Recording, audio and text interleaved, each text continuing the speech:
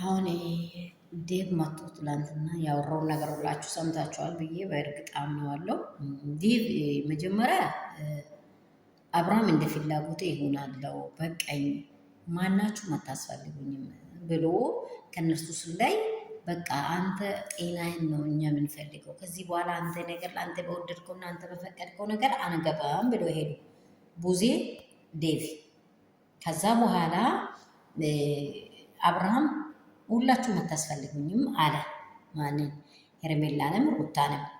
ሲቀጥል ደግሞ ምን ሆነ? እኔ አንተን እፈልጋለሁ ብላ ጠየቀችኝ እያለ ነው እንግዲህ። ጠየቀችኝ አለ ማንን? ፍቅርን ስትጠይቅ ድሮ ይቺ ልጅ ከሱ ህይወት ወጥታለች። እሱ ትዳር ይዟል፣ ልጅ ወልዷል።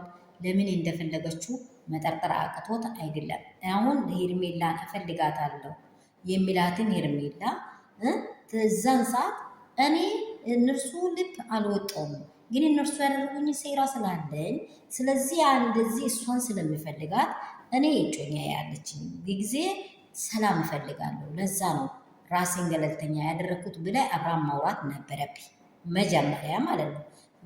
ፍቅር ስትጠይቂ ደግሞ ፍቅር የጠየቀችው ሰዓት ለምንድን ነው ሄርሜላ ደግሞ ሩታን ሰላም እንድታደርግ የፈለገችው?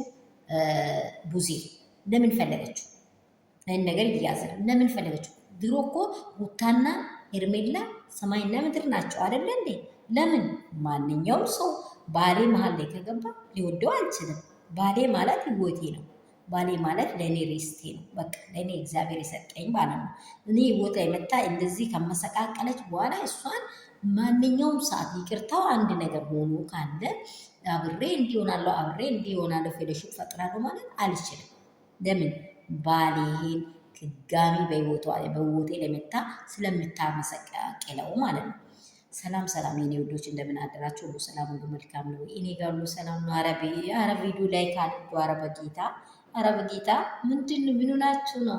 ግን እኔ ማታ ማታ ስለማይመቸኝ ነው። ቀን መለቀውን በደንብ ላይክ አድርጉልኝ የኔ ኦዲየንሶች ሁላችሁ፣ የኔ ውዶች፣ የኔ እንቆች፣ የምትወዱ የምታከብሩኝ፣ በጣም የሚያከብራችሁ አሁን እያደረጋችሁ ያላችሁ ተባረኩልኝ።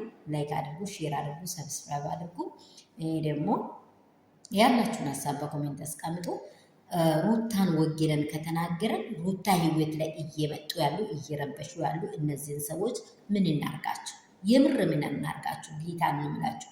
ሩታ በሄደችው መስመር ሁሉ አንቺ ትክክል አይደለሽም፣ አንቺ ትክክል አይደለሽም፣ ሩታ እኮ የአብርሃምን ልብ መንጥራ ነው ያወቀችው። ለማን? ለሄርሜላም ጥሩ፣ ለፍቅርም ጥሩ፣ ለሩታም ጥሩ ነው ያደረገችው። እንዴት ብሎ ለምን አይኑን ከፍቶ ሰው እንደማያየው ግራ ገባኝ። ዴቭ አይኔን ከፍተይ እንዲህ የበደላትን ወንድም ለምንድን ነው እነርሱ ጋር መቆም የፈለገው? እነርሱ ጋር መስራት የፈለገው? እነርሱ ጋር ዞሮ የመጣው? በቃ ከሁሉም ወጣሉ ካላ ለየት ብሎ የማይፈለግ በቃ ሰው የማያውቃትን ሴት ይዞ ቢመጣ ኖሮ ኦኬ። እሱ ታጥቦ ጭቃ እንደ ግመል ሽንት ወዲያ ላይ ተመልሶ ያችን ሴት ይዞ ሊመጣ ስል እንዴት ብላ ሩታ ትተዋለች ብሎ ያስባል? እንዴት ብላ ትተዋለች? እንደው ፍቅር እሺ ባትልም እኮ በሌላ ዘዴ እኮ ታውቀው ነበር። ፍቅር ደግሞ ያመማትን ህመም ታውቃለች፣ የቆሰለችውን ቁስል ታውቃለች፣ ወልዳለች። እቺ ልጅ እንዴት እንደተጎደች ታውቃለች። የሩታ ህመም ለፍቅር ከገባ አንተ ለወለድከው አንተ ባለትዳር ለሆንከው ለዴቭ ለቡዜ ለምን አይገባም? ኤፋ ብቻ ነው ለሩትዬ የሚቆመው? አይምሮማ ወንድማቸው አይምሮ ተንዝዟል። በቃ ተዘግቷል ማለት ይቻላል። አንዷን አሁን ጥሎ አሁን ደግሞ ሊማና እየሄደ ነው ማለት ነው። አውቆ ነው። ከዚቹም ጋር አይኖርም። አብርሃም ገብቷቸው ከዚቹም ጋር አይኖርም፣ አይዘልቅም። ስለዚህ ላይክ፣ ሼር፣ ሰብስክራይብ እንዳይረሳ። ብዙ እያወራኋቸው ነው። በጣም ሶሪ